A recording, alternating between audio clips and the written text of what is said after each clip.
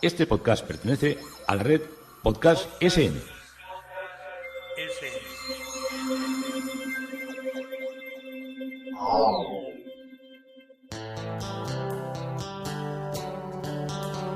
Historia con sentido. Un podcast realizado y presentado por Juan Carlos González.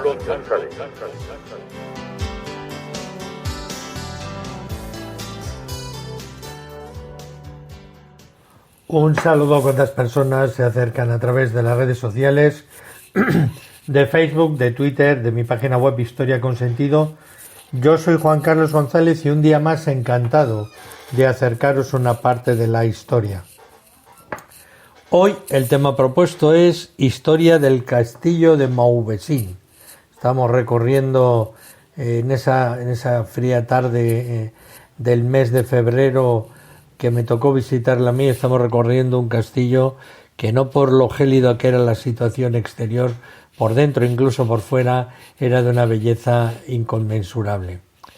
Pero nos estamos también acercando a la historia del arquitecto Luis Astiazarán, y hoy voy a ir a las cercanías de lo que veía yo prácticamente desde las ventanas de mi casa, que eran la vivienda y la fábrica de Pío Sarralde. Sarralde era una fábrica donde hacían molinos para triturar las piedras de las canteras. Y la fecha de la construcción de esta vivienda y de la primera parte de la fábrica, cuando se estoy, desgraciadamente, la realidad es, cuando se estoy grabando esto, hace aproximadamente un mes y algo que pasé por ahí, ya estaba prácticamente de esto, ya no quedaba nada, ya las excavadoras habían entrado de oficio y de beneficio y estaban tirando todo abajo. Pero en fin, esto sería muy largo de contar. Bueno, era un largo pabellón, eran de una planta y estaba pegada a la carretera, a la principal carretera que salía del municipio de Urrecho, entonces Villarreal de Urrecho, hacia Vergara. Pío Sarralde construyó su vivienda en medio de uno de los pabellones. Actualmente antes de su derribe, era la sala de juntas. Y la fábrica se extendió hacia la parte trasera, que era la parte del monte, en paralelo a lo que era el primer pabellón. Ya no está el monte está desmontado porque es un polígono industrial. Las vías del tren de los ferrocarriles Vascongados, Zumarraga y Málzaga ya no existe, y ahí se creó se había creado una industria que moría en una especie como de gran defensa en piedra, que era donde estaban antes las vías del tren, que era donde luego se construyó el polígono industrial Mugategui de Urrecho. El primer edificio de Sarralde se construyó en el año 1927 y sufrió 8 ampliaciones. Las primeras 5 ampliaciones hasta 1940, y Luis Astiazarán las realizó en un estilo racionalista. La primera ampliación también se proyectó la casa del industrial Pío Sarralde, y como dato curioso, sobre la cubierta plana de la tercera ampliación se proyecta lo que se deduce es el espacio del jardín de la vivienda. ¿Entendéis cómo en la construcción se había hecho una nave plana?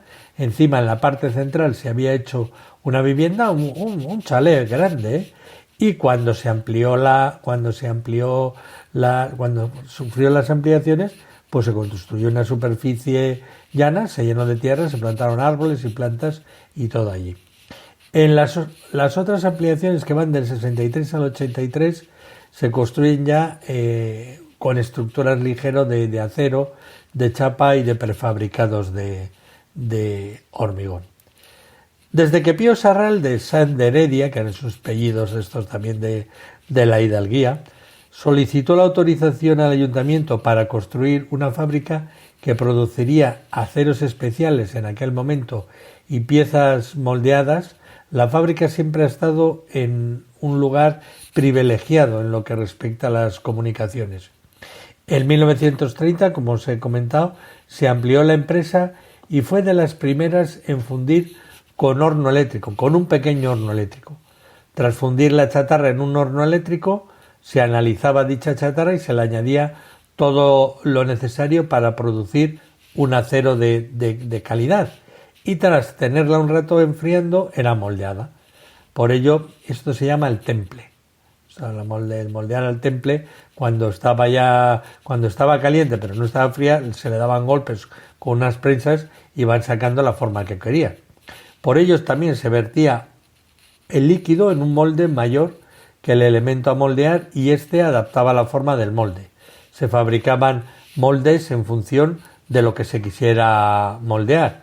Era frecuente que se utilizara arena fresca o mojada o arena mezclada con arcilla y bentonita, que es lo que no pesa, para que el acero fuera más flexible y más fácil de retirar cuando se sacaba del molde. Los moldes tenían espacio suficiente para el pilón. Inmediatamente después del fundido se tapaba el pilón con carbón vegetal. El carbón vegetal mantenía el calor y el líquido permanecía fundido y blando. El pilón servía para recoger los residuos de la fundición, ya que estos se volvían rígidos con el frío, y rellenar los huecos surgidos en algún punto de la pieza con acero líquido. Y por último mantenían el calor, por lo que permitían que las piezas de más tamaño se endurecieran antes de lo debido. Cuando se enfriaban se sacaban las piezas de los moldes y se retiraba la arena y las barbas con un cincel, un martillo y con limas, los rasguños, agujeros y huecos, tanto en la superficie como en el interior, eran soldados posteriormente. Estoy contando de estas cosas de metalurgia que tanto vivía yo.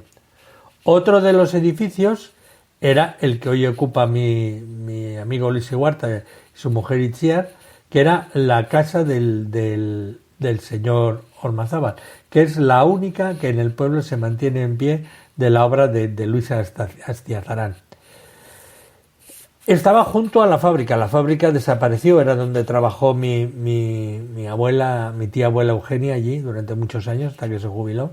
Primer sitio donde empezó a trabajar cuando vino de un pueblo de Burgos.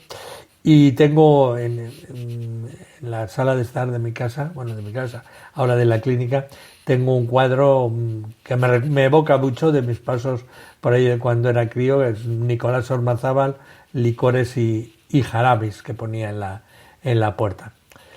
Los empresarios construían, como estamos viendo, las viviendas muy cerca de sus empresas. A principios del siglo XX esta empresa estaba en manos de la familia Amiel y era conocido con el nombre de Destilería Modelo. La familia Amiel eran de origen francés y emigró a nuestro país después de la guerra franco-prusiana de 1870 a 1871 y la tradición los marcaba como conocedores de la larga tradición de bodegueros en elaboración de licores, decían, al gusto francés. Disfrutaba la empresa de una doble ubicación en Donostia, San Sebastián y Ñurrechu, y en sus inicios industriales fue famoso por la elaboración del anís de la Monona, en clara competencia con el anís del mono, que es ese anís catalán. Y posteriormente, y de mucho prestigio, fue el anís Elcano, con la dirección ya de los herederos de Nicolás Ormazábal como dueños. Efectivamente, Luis Astiazarán, justo a finales de la década de los 30 y principios de los años 40, construye una obra sorprendente dentro del panorama de la época, enlazando con las tentativas de modernidad que había esbozado ya en Legazpia. En los proyectos de los edificios industriales las referencias historicistas, como debemos entender, desaparecen y la arquitectura de Luis Astiazarán dibuja una trayectoria original, personal y conectada con la arquitectura más moderna del momento, remitiéndonos a la arquitectura francesa y sobre todo a la arquitectura alemana. Como buen conocedor de la arquitectura europea, va a adaptar las soluciones estéticas y estructurales que se estaban ejecutando en el continente a los edificios fabriles que diseña. Son muchos los edificios industriales que proyecta a lo largo de su carrera.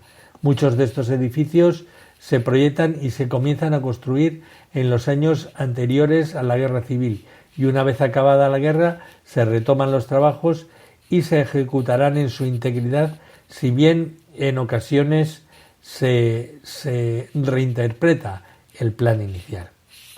Pero no voy a meterme en contaros todas las historias de las empresas de los alrededores, porque eso ya lo dejo para el siguiente capítulo de Historia con Sentido, porque ahora nos vamos a contaros cosas de la interesante historia del castillo de Mauvesin. Es difícil resumir en pocas líneas todo lo que es la compleja historia y la evolución del castillo. Se estima que la primera fase constructiva del castillo fue realizada por Céntulo V el Joven, vizconde de Bearne, en el siglo XI.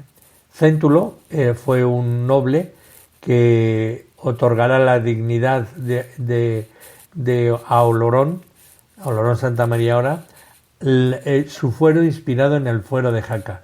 Ya veis que si pasáramos directos de Jaca a Canfranc saldríamos a Olorón Santa María. Había el Pirineo en medio, pero entendéis que eso era una frontera, pero eran los mismos territorios. El fuero de Olorón sería incorporado a lo que eran los fueros del Bearne como modelo siglos más tarde. Céntulo forjó una sólida alianza con Aragón y con su rey Sancho Ramírez. En 1079 participó en el intento de la conquista musulmana en Zaragoza, ataque rechazado por Rodrigo Díaz de Vivar el Cid, que estaba al servicio de los sarracenos en aquel momento. En 1090, regresando a Aragón al frente de sus tropas para participar en el ataque a Huesca, junto con el rey Sancho Ramírez, Céntulo V fue asesinado a traición mientras atravesaba el valle de Tena, y le sucedió su hijo Gastón IV.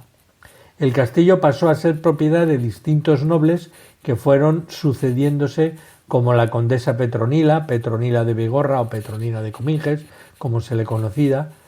Se le conocía por otra cosa, porque había sido una condesa con 5 maridos. Habían muerto todos y ella siempre había seguido, vamos a decir que mandando. Petronila de Bigorra o Petronila de Cominges fue condesa de Bigorra entre 1194 y 1251. Era la única hija de Bernardo IV de Cominges y de su esposa Estefanía Beatriz IV, condesa de Bigorra. Petronila sucedió a su madre en 1194 como condesa de Bigorra, también fue vizcondesa de Marsan y de Nebussan a través de sucesiones posteriores, y reinó como condesa durante 57 años, tiempo con el que se casó, como os he dicho, 5 veces. Petronila nació alrededor del año 1184 como hija única de sus padres, por lo que era su heredera, y Petronila, de niña, estuvo en el centro de los planes políticos, primero dirigidos por su padre, que actuó como regente, y después de la muerte de Estefanía Beatriz.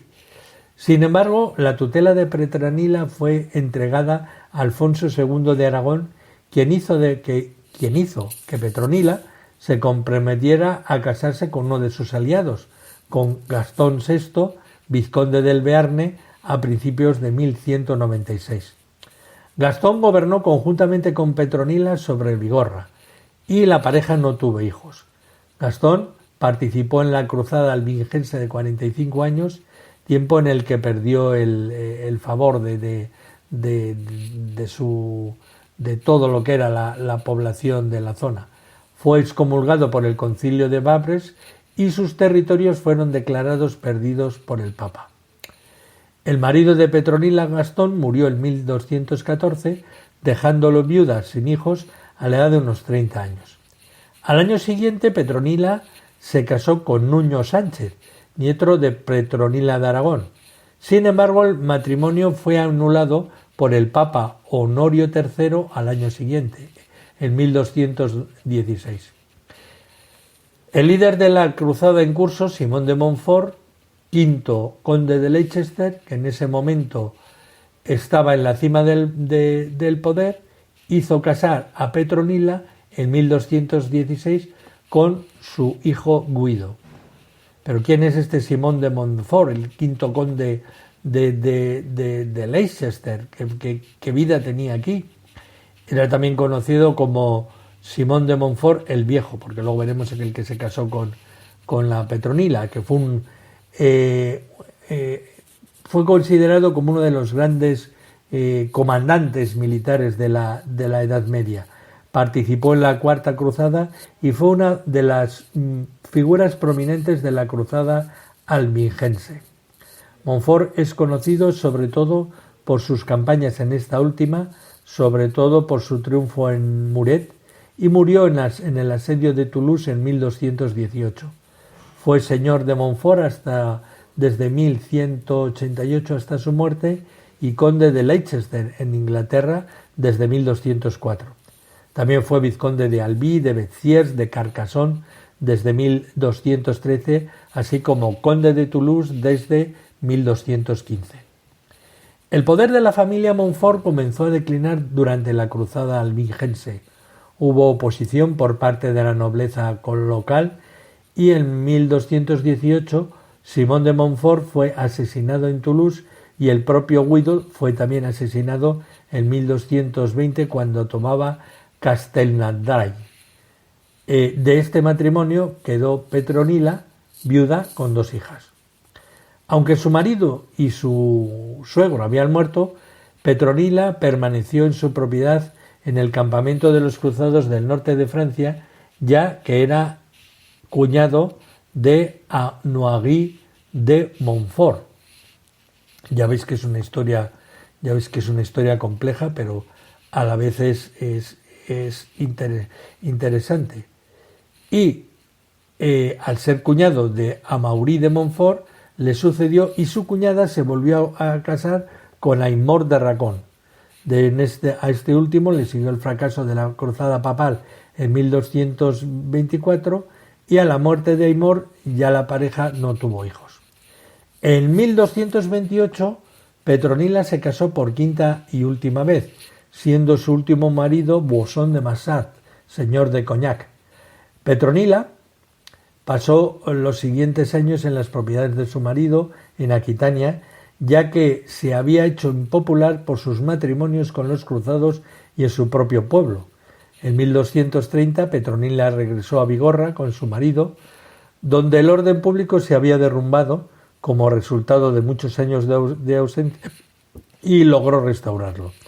En 1232 atacaron al hermanastro de Petronila, Bernardo V, para heredar a los Cominges, ya que su padre había muerto en el 1225, y aunque la reclamación sobre Cominges no pudo ser ejecutada, Petronila heredó gran parte de Nebussan de su padre, y en 1242 Petronila se reconcilió con la nobleza de Languedoc, que se había vuelto contra ella a causa de su hostil marido del norte de Francia, Boisson, después de que ella y su marido se vieran en la revuelta del conde Raimundo VII de Tolosa. La rebelión había fracasado y Boisson perdió el favor de Luis IX de Francia y finalmente murió en 1251.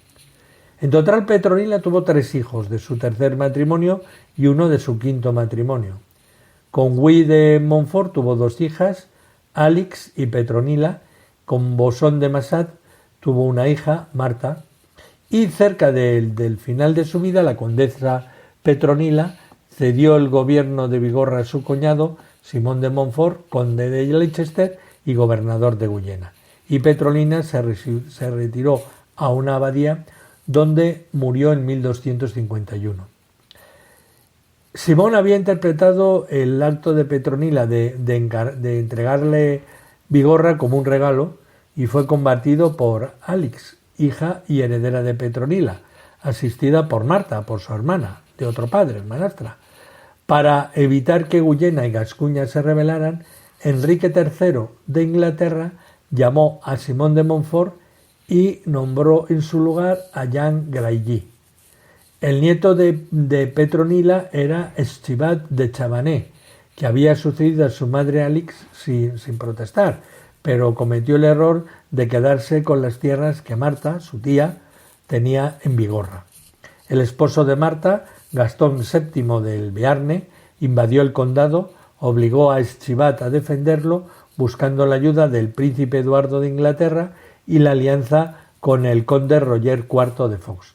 Y en 1258 la guerra se reanudó en la región y Eschivat acordó entregar temporalmente el condado de Bigorra a Simón de Montfort esta vez para poner fin al conflicto.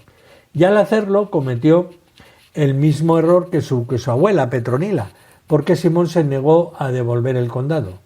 Poco después, Simón de Montfort se rebeló contra el rey Enrique III y Eschivat ayudó a Gastón VII a recuperar Bigorra.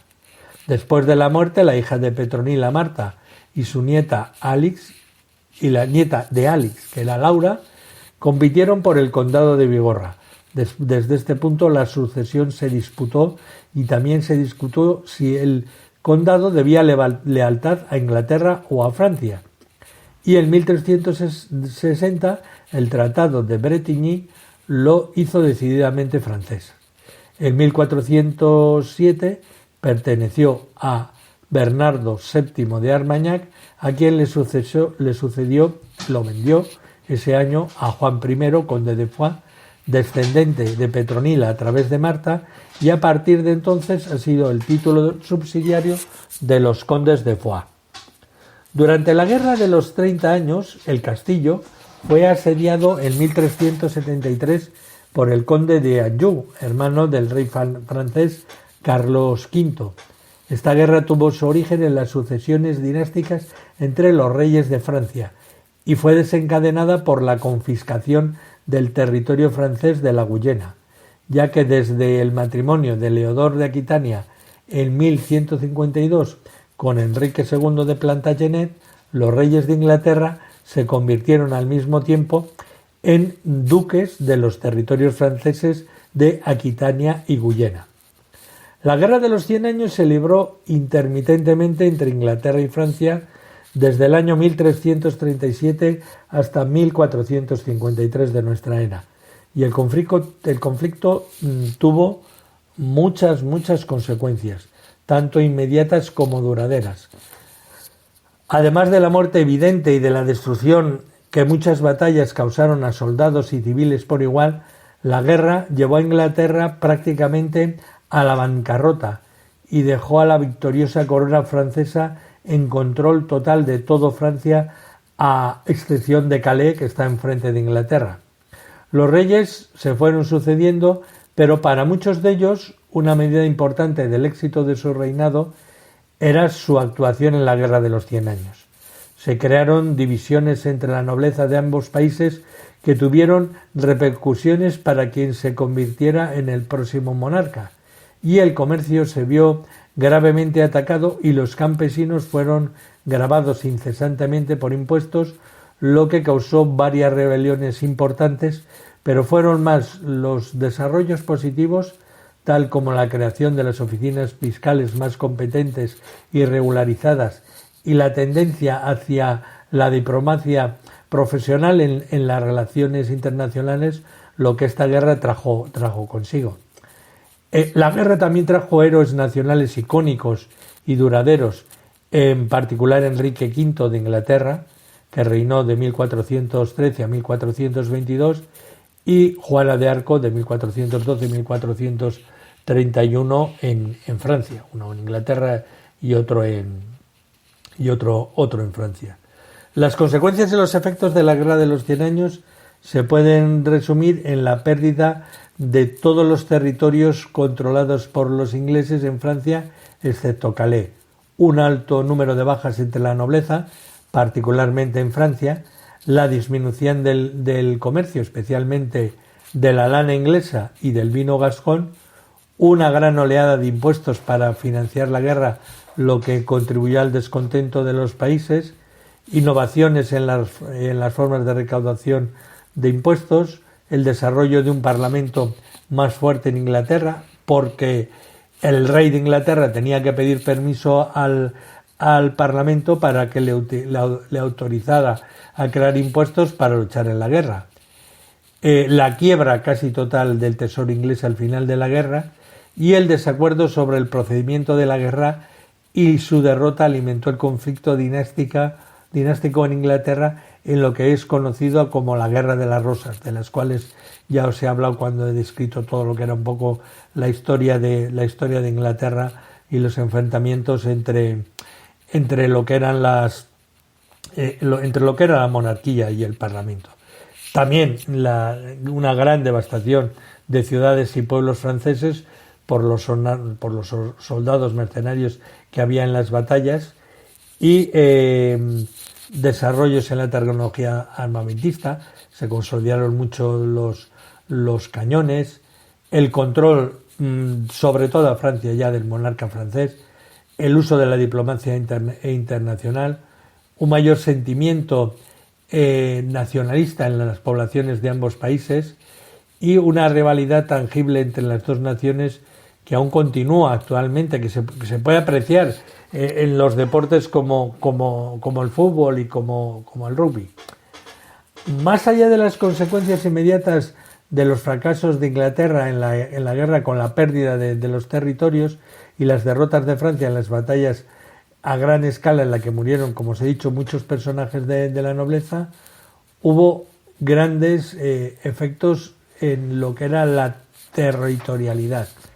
En Inglaterra muchos varones se volvieron extremadamente ricos a medida que aumentaba su poder a nivel local y en consecuencia el rey se volvió más débil y pobre en tanto que los varones se quedaban con los ingresos locales y el monarca no podía cobrar más impuestos al pueblo sin el permiso del Parlamento y por lo tanto este organismo tenía que ser consultado cada vez que el monarca requería más dinero para sus campañas en Francia o en otros lugares.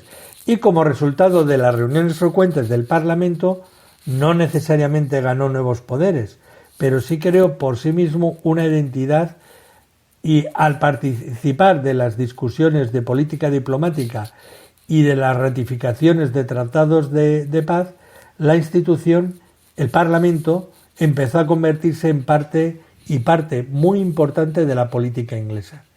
El Parlamento Largo de 1406, por ejemplo, se reunió un tiempo inusualmente largo desde marzo hasta diciembre mientras deliberaba sobre el tema siempre espinoso de las finanzas estatales y había una gran sensación de que el rey, aunque todavía era monarca absoluto, era quizás un poco menos absoluto durante la guerra. En Francia sucedió lo contrario, ya que la posición de la monarquía se fortaleció debido al éxito de la guerra, mientras que la nobleza y los estados generales se debilitaron. Esto se debió a que el rey no necesitaba consultar a nadie sobre las políticas fiscales que podían imponerse a voluntad para pagar la guerra, y el conflicto también vio la introducción de nuevos impuestos indirectos de larga duración, como el impuesto sobre la sal, que no se abolió hasta la Revolución Francesa a finales del siglo XVIII, y el monarca francés pudo triplicar sus ingresos a través de impuestos desde el inicio hasta el final de la guerra. Además, dichos impuestos requerían todos de un nuevo aparato estatal de recaudadores encargados de llevar todos los registros públicos y de tasadores para las disputas y pagos que requerían y que asegurarían el enriquecimiento de la corona. En Inglaterra, frecuentemente había desacuerdo entre los nobles sobre la mejor manera de conducir la guerra con Francia. De hecho, incluso si llevarla a cabo. Esto se hizo más grave en tiempos del fracaso, pero la derrota final de 1453 fue una de las razones por la que Enrique VI de Inglaterra se volvió muy impopular y probablemente fue un factor que contribuyó a los episodios de locura del rey.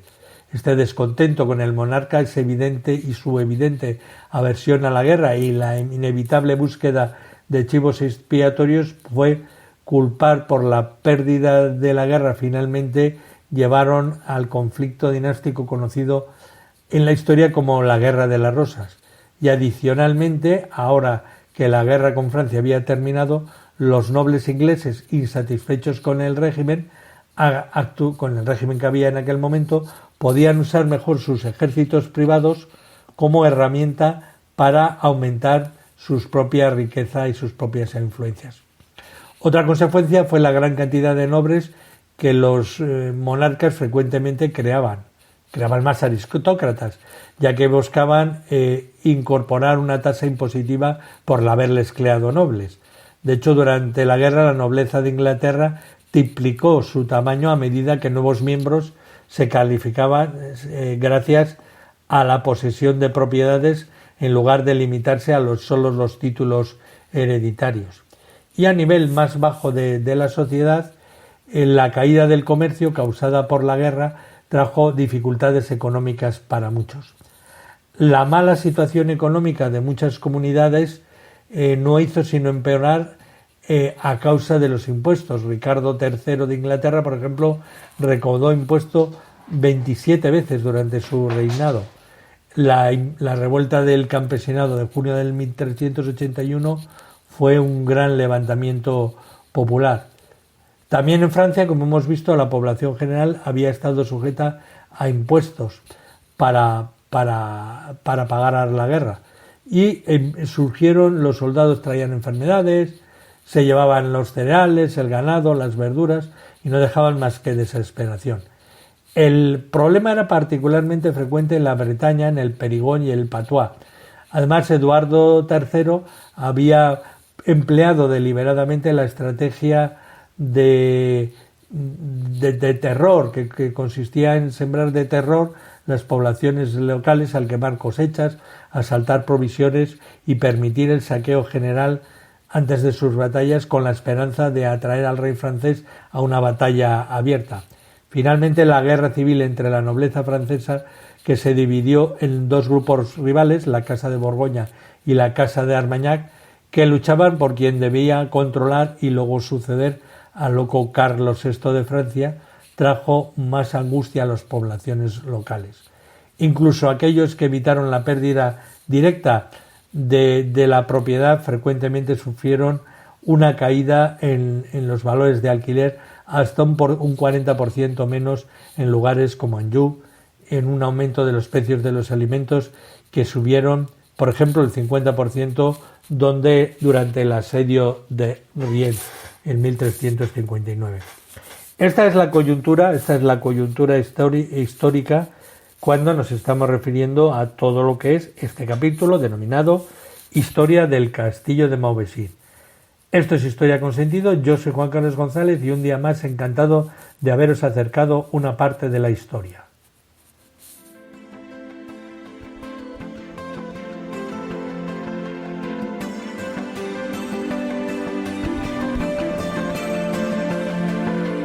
Hasta aquí un episodio más de Historia con Sentido. El podcast que te habla de historias de la historia, sucesos, eventos, como si el ayer fuera hoy. Síguenos a través de iTunes, Spreaker o iVoox. Contacta con nosotros por correo electrónico escribiendo a podcast@historiaconsentido.com. Nuestra web www.historiaconsentido.com. Y en Twitter nos encontrarás como @historiasentido. Este podcast pertenece a la red